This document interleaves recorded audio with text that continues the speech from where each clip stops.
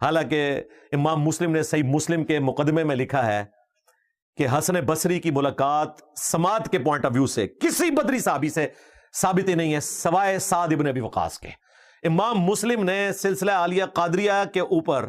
اس کے گلے پہ آرا چلا دیا یہ کہہ کے کہ حسن بصری کی ملاقات صرف ایک بدری صحابی سے ثابت ہے، سعد بن ابی وقاص، جن کا نام سعد بن مالک بھی ہے،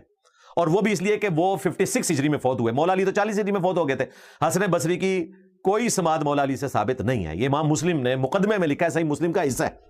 حالانکہ مرزا نے خود حسن بصری کی وہ روایت جو حضرت علی رضی اللہ تعالیٰ عنہ سے انہوں نے نقل کی ہے، وہ روایت مرزا نے کئی ویڈیوز میں بیان کی، لیکن وہ روایت بیان کرتے ہوئے مرزا نے یہ بات نہیں بتائی کہ حسن بصری کا سیدنا علی رضی اللہ تعالیٰ عنہ سے سماعی نہیں ہے، تو وہ روایت بیان کر کے مرزا نے خود ہی اپنے سر پر آرا چلا دیا، اور اس کا ثبوت ہم اسی کلپ کے آخر میں پیش کر دیں گے کہ مرزا نے وہ روایت کون سی بیان کی ہے۔ مرزے کی بات کا حاصل یہ ہے کہ امام مسلم رحمۃ اللہ علیہ نے حسن بصری کے متعلق یہ لکھا ہے کہ حسن بصری کا کسی بدری صحابی سے سماع نہیں ہے سوائے سعد بن ابی وقاص رضی اللہ تعالیٰ عنہ کے، کہ حسن بصری کا ان سے یعنی سعد بن ابی وقاص رضی اللہ عنہ سے سماع ثابت ہے، حالانکہ صحیح مسلم میں ایسی کوئی بات نہیں لکھی۔ حسن بصری رحمۃ اللہ علیہ کا سعد بن ابی وقاص رضی اللہ تعالیٰ عنہ سے سماع کا ثابت ہونا، یہ بات نہ صحیح مسلم میں لکھی ہے نہ دنیا کی کسی اور کتاب میں یہ بات لکھی ہے۔ صحیح مسلم کی ایک آسان سی عبارت تھی جس کا اردو ترجمہ بھی مرزا کے سامنے تھا، لیکن اس کے باوجود مرزا اس آسان عبارت کو بھی نہ سمجھ سکا اور مرزا نے اتنی بڑی بونگی مار دی، امام مسلم کی طرف اس کی نسبت کر دی۔ مرزا نے صحیح مسلم کی اس عبارت کا سکین بھی ڈسپلے کرایا جیسا کہ آپ کے سامنے ہے۔ اس میں قتادہ کا قول لکھا ہے کہ اللہ کی قسم حسن بصری نے کسی بدری صحابی سے بلا واسطہ حدیث ہمیں نہیں سنائی، اور نہ ہی سعید بن مسیب نے کسی بدری صحابی سے بلا واسطہ ہمیں حدیث سنائی ہے سوائے سعد بن مالک کے یعنی سعد بن ابی وقاص رضی اللہ تعالیٰ عنہ کے۔ اب یہ جو آخر میں ہے کہ سوائے سعد بن ابی وقاص رضی اللہ تعالیٰ عنہ کے، اس بات کا تعلق سعید بن مسیب رحمۃ اللہ علیہ کے ساتھ ہے کہ سعید بن مسیب نے بلا واسطہ کسی بدری صحابی سے ہمیں حدیث نہیں سنائی، البتہ سعد بن ابی وقاص رضی اللہ تعالیٰ عنہ بدنی ہیں، ان سے بلا واسطہ ہمیں حدیث انہوں نے سنائی ہے۔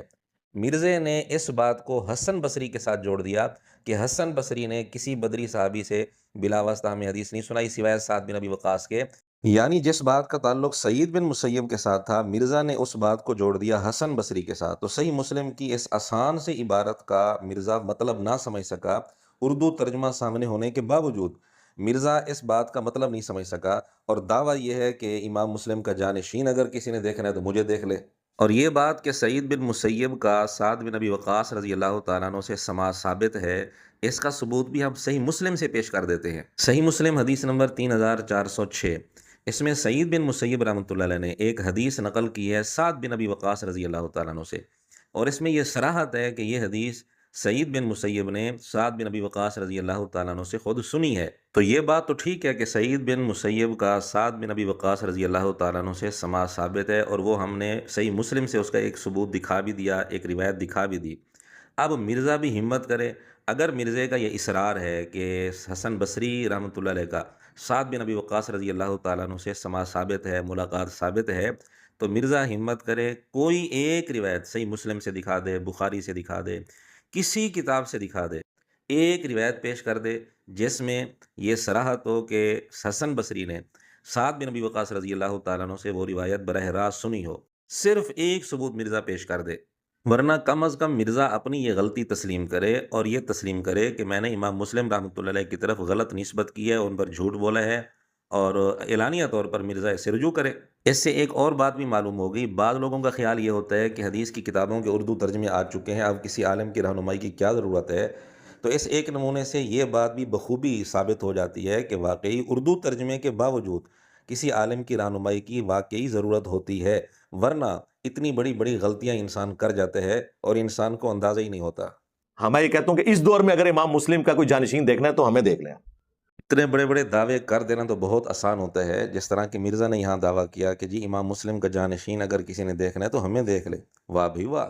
جس آدمی کو صحیح مسلم کی ایک آسان سی عبارت اردو ترجمہ سامنے ہونے کے باوجود سمجھ نہ آ سکے، وہ اپنے متعلق دعوے کر رہا ہے کہ امام مسلم کا جانشین میں ہوں۔ بہرحال اب وہ روایت خود سنیں جو مرزا نے بیان کی ترمذی کے حوالے سے، جو روایت حسن بصری نقل کرتے ہیں سیدنا علی رضی اللہ تعالیٰ عنہ سے۔ انہوں نے کہا جی وہ 3 لوگوں سے قلم اٹھا ہوا ہے، بخاری میں تعلیقاً موجود ہے مولا علی کا قول، اور نبی الاسلام سے مرفوعاً جامعہ ترمذی میں ثابت ہے، ایک سویا ہوا شخص۔ اور دوسرا انہوں نے ایک ایکسکیوز بنایا ہوا تھا جی بخاری میں حدیث ہے کہ 3 لوگوں سے قلم اٹھا ہوا ہے، جو جامعہ ترمذی میں پوری سند کے ساتھ ہے، پاگل شخص، سویا ہوا شخص اور نابالغ شخص۔ مرزا نے کئی ویڈیوز میں یہ روایت بیان کی کہ 3 لوگوں سے قلم اٹھا لیا گیا، اور اس کے لیے حوالہ دیا بخاری کا، اور کہا کہ بخاری میں تعلیقاً یعنی بغیر سند کے، اور پوری سند ترمذی میں ہے، اور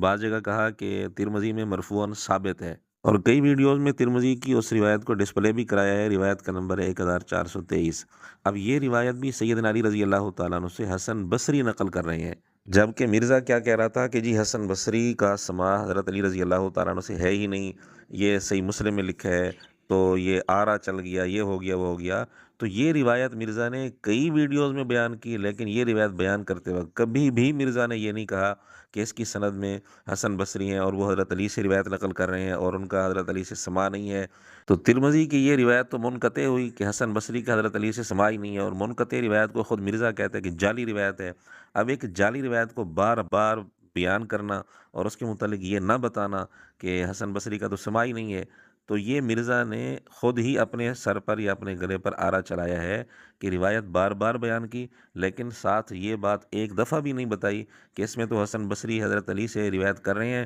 اور ان کا تو سماع ہی نہیں ہے۔ اس کا مطلب یہ ہے کہ مرزا کے اصول اپنے لیے اور ہیں، دوسروں کے لیے اور ہیں۔ جب دوسروں کی بات آئی تو امام مسلم کی عبارت پیش کر دی کہ حسن بصری کا سماع نہیں ہے حضرت علی سے، تو لہذا آرا چل گیا۔ تو کیا مرزا نے یہ روایت ترمذی والی روایت بار بار پیش کر کے اپنے سر پر یا اپنے گلے پر بار بار آرا نہیں چلایا اپنے ہی فتوے اور اپنے ہی اصول کے مطابق؟ چونکہ حسن بصری کی بات چل پڑی تو حسن بصری کی طرف نسبت کر کے مرزا نے ایک قول بیان کی ہے کئی ساری ویڈیوز میں۔ حسن بصری کا قول ہے، وہ کہتے ہیں کہ صحابہ کرام اپنی نیکیوں کو اس طرح چھپاتے تھے جس طرح تم اپنے گناہوں کو چھپاتے ہو۔ حسن بصری کا یہ قول مرزا نے کئی دفعہ بیان تو کیا ہے، لیکن اب تک مرزا نے اس قول کا سند کے ساتھ کوئی ریفرنس، کوئی حوالہ نہیں دیا، جبکہ مرزا دعویٰ یہ کرتا ہے کہ اس پلانٹ ارتھ پر ریفرنس صرف ہم دکھاتے ہیں، علماء تو گپ شپ لگاتے ہیں۔ تو مرزا اور اس کی ذریت ہمت کرے اور اس قول کا سند کے ساتھ ثبوت پیش کرے۔ اب یہ کون کہہ رہا ہے؟ حسن بصری۔ حسن بصری یہ ان تابعین میں سے ہیں جن سے صحابہ نے حدیثیں روایت کی ہوئی ہیں، خود تابعی ہیں، صحابہ نے ان سے حدیثیں روایت کی ہیں، کیونکہ انہوں نے کسی سینئر صحابی سے کوئی حدیث سنی ہے اور کوئی جونیئر صحابی تھا جس کے علم میں وہ حدیث نہیں تھی، تو وہ حسن بصری سے بیان کرتا ہے کہ میں نے حسن بصری سے سنا